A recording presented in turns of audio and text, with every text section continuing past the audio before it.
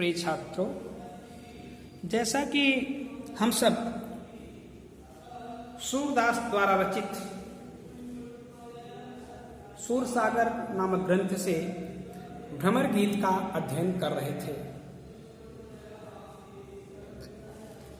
पिछले दिन हम सब ने अध्ययन कर रहे थे, जैसा कि पिछले दिन हम सब भ्रमर गीत में इस पद का अध्ययन किए थे। हमने कहा था कि इस पद की व्याख्या अगले दिन फिर से करेंगे, आप ध्यान दीजिएगा। उधव भली भई ब्रज आए, विधि कुलाल कीन्हे काचे घट ते तुम आनी पकाए। रंग दीन्हो हो कान्ह सांवरे, अंग अंग चित्र बनाए। पाते गरे न नयन नेहते, अवधि अटा पर छाए। ब्रज करी अवा जोग ईंधन करी, सुरत यानि सुलगाए। फूंक उसास बिरह प्रजरन संग, ध्यान दरस सियराए। भरे सपूरन सकल प्रेम जल, छुअन न काहू पाए। राज काज ते गए सूर, प्रभु नंद नंदन कर लाए। उधव भली भई ब्रज आए। कल इसकी व्याख्या हुई थी, एक बार फिर से कर रहे हैं। गोपिकाएं उद्धव जी से कह रही हैं कि उद्धव जी, आपने बड़ा भला का कार्य किया, जो आपने ब्रज में पदार्पण किया, ब्रज में चले आए। इसलिए कि विधि कुलाल कीन्हे काचे घट, ते तुम आनी पकाए। कुलाल यानी कुम्हार, माने विधाता रूपी कुम्हार ने इसे कच्चा घड़ा बनाया था, लेकिन आपने आकर के उसको पका दिया। उद्धव जी ने कैसे पका दिया, उसकी व्याख्या आगे होगी। कहा अभी तक ये कच्चा घड़ा था। रग दीन्हो हो कान्ह सांवरे, अंग अंग चित्र बनाए। कहा कि हमने इस घड़े को कृष्ण के सवरिया रंग में रंग दिया था। रंग दीन्हो हो कान्ह सांवरे, हमने इस अपने शरीर रूपी घड़े को कृष्ण के सवरिया रंग में रंग दिया था, और इस शरीर रूपी घड़े के प्रत्येक अंग पर कृष्ण का ही चित्र बना दिया था। हर अंग कृष्ण को चाहता था। अच्छा, अभी तक ये घड़ा कच्चा था। पाते गरे न नयन नेहते, जो आंखों से प्रेमाश्रु बह रहे हैं, उन आंसुओं के बहने से घड़ा कच्चा था तो गल जाता।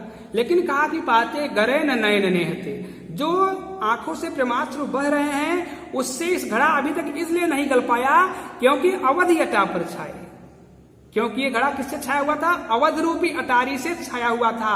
अर्थात गोपिकाओं का यह आशय था कि उनकी अवधि थी, उनकी आने की अवधि थी कि मैं इतने दिन में वापस लौट जाऊंगा, उसी का इंतजार था। तो कहा अवध रूपी अटारी से यह घड़ा छाया हुआ था। आपने क्या किया? कहा ब्रज करी अवा, आप इस ब्रज में आकर के और योग विद्या का संदेशा दे करके आपने तो पूरे ब्रज को आवा बना डाला और उसमें योग विद्या रूपी ईंधन डाल दिया। आवा होता है जिसमें कुम्हार अपने पात्र को पकाता है। यहां सूरदास जी ने लिखा कि गोपिकाओं ने कहा उद्धव जी से कि आप ब्रज में आकर के पूरे ब्रज को आवा बना दिए और उसमें योग विद्या रूपी ईंधन डाल दिए और उनकी सूरत रूपी आग लगा दी। जब आग जल गई तो फूंक उसास बिरह प्रजरन संग, प्रजरन यानी लपट, उसास, जब वो आग जली तो लंबी लंबी सांसों के रूप में बिरह की, प्रजरन माने लपट, बिरह की लपटें निकलने लगी। जब आग लगी, लंबी लंबी सांस के रूप में बिरह की लपटें निकलने लगी। अब वो घड़ा पूरी तरह से पक गया। उसके बाद फिर ध्यान दरस सिराए। जब हमने उनका ध्यान किया, उनका दर्शन हो गया, तो फिर ये घड़ा ठंडा हो गया। भरे सपूरन सकल प्रेम जल, छुअन न काहू पाए। अब हमने अपने इस घड़े को, संपूर्ण घड़े को प्रेम रूपी जल से पूरी तरह से भर दिया। भरे सपूरन, पूरी तरह से, पूर्ण रूप से प्रेम रूपी जल से उस घड़े को भर दिया और छुअन न काहू पाए। इस घड़े को कोई आज तक कोई स्पर्श नहीं कर पाया। राज काज ते गए सूर, प्रभु नंद नंदन कर आए। गोपिकाओं ने कहा कि अभी तक तो हमारे प्रभु, सूरदास जी ने लिखा कि गोपिकाओं ने कहा कि हमारे भक्त प्रभु अभी तक राज्य के कार्य के लिए मथुरा गए हुए थे। नंद के नंदन अर्थात कृष्ण राज्य के काम के लिए मथुरा गए हुए थे। अब वही लौट करके आएंगे तो इस घड़े को स्पर्श करेंगे। इस प्रकार से अब कल इस पद की व्याख्या हुई थी। अब अगले पद की ओर चले गए हैं। अगला पद है अखिया हरि दर्शन की भूखी, कैसे रहते रूप रस राची, ये बतिया सुनि रूखी, अवधि गनत इकटक मग जोवत, तब इतनौ नहीं झूठी, अब यह जोग संदेशौ सुनि सुनि अति अकुलानी दुखी। बारक वह मुख आन दिखावहूं, दुहि पै पिबत पतुखी, सूर सुकत हठ नाव चलावत, ये सरिता है सुखी। अखिया हरि दर्शन की भूखी। गोपिकाओं ने अंततः निराकार ब्रह्म को निराधार बताते हुए अपना निर्णय बताया। कहा कि उद्धव जी बस हो गया। उद्धव जी सुधो कहो हमारे ज्ञान की तेरे जहां गुदरी है। जहां से आप अपना ज्ञान लेकर के आए हुए हैं, अब सीधा अपना रास्ता पकड़िए और वहीं पर लौट जाए। कहा को नहीं सिख मानी है, यहाँ एक श्याम की प्रीति प्रतीति खड़ी है। यहाँ आपकी शिक्षा को, आपके उपदेश को ग्रहण करने वाला कोई नहीं है। यहाँ तो सब कुछ से प्रेम करते हैं, सब कुछ के दीवाने हैं। उसी कड़ी में सूरदास जी लिखते हैं कि अखिया हरि दर्शन की भूखी। गोपिकाएं उद्धव जी से कह रही हैं कि उद्धव जी हमारी आंखें तो कृष्ण के दर्शन के लिए ही लालायित है, कृष्ण के दर्शन की प्यासी है, उनके दर्शन के लिए भूखी है। कैसे रहते रूप रसराची, ये बतिया सुने रूखी। जो आंखें कृष्ण के रूप रंग में एकदम पूरी तरह से रंग चुकी हैं,